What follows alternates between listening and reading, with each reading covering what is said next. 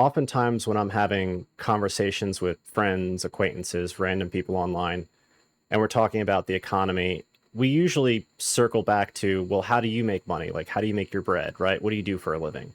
And that will result in me saying what I do for a living. And if this conversation is with a woman, the conversation proceeds normally, like without a hitch. But if this conversation is with a guy, it usually results in a very bizarre dialogue that goes something like this. I tell them what I do, and they say, "Oh, I could never do a job like that. I couldn't work there. Not me, you know." And I'm supposed to just know intuitively what they're thinking. I'm supposed to know what hyper specific mental gymnastics they're doing. And like Soylent Green, this differs from person to person. Anybody could be like, "Oh, you know," and mean something totally different. And I'm autistic, so like, how am I supposed to figure that out? So here's what I did. I used a food analogy. Make it easier to digest, right? Let's say, for the sake of argument, that you are a chef.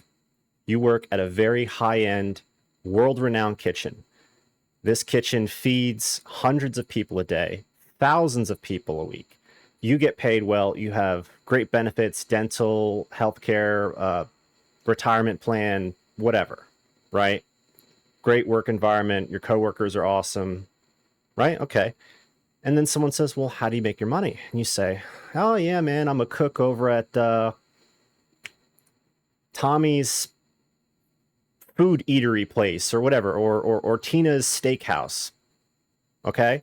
And they say, "Oh, Tina's steakhouse. Whoa. Whoa. I could never work there. I couldn't work in a place like that." If you assume, oh, it's because it's high paced and high stakes and high energy and requires a lot of expertise, that would be like the normal thing. But no, let's say, for the sake of this thought experiment, that your friend just comes out and says the quiet part out loud, and they say, "Oh, I couldn't work in a place like that because I wouldn't be able to control myself. I would start eating other people's food. I would start stealing food off the counter while it was being cooked or prepped for the customers. And I would just be so hungry all the time. My stomach would be gurgling, and I would just be so just unable to focus on my job that I could never have a job like that."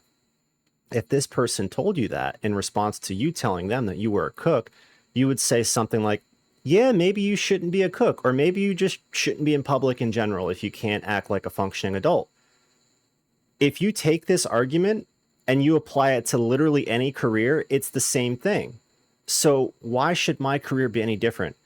If anything, I'm not the weirdo. The weirdo is the person that is constantly thinking about how much they could not do what I do. Or, to use the chef analogy, the weirdo isn't the chef. The chef's not a weirdo or a degenerate. He's just making food for people, right?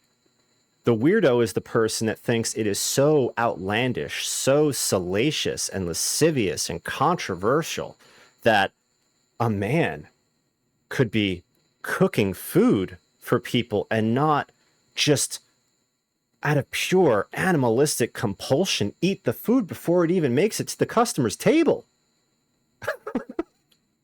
Right? Am I crazy, or is this like the dumbest thing ever?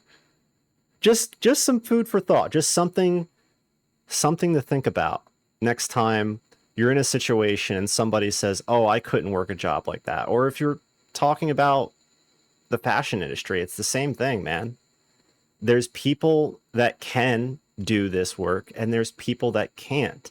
And usually the people that can't, who are disparaging the people that can, are doing it out of weakness or out of a hatred or dissonance over something that's wrong with them, not something that's wrong with you.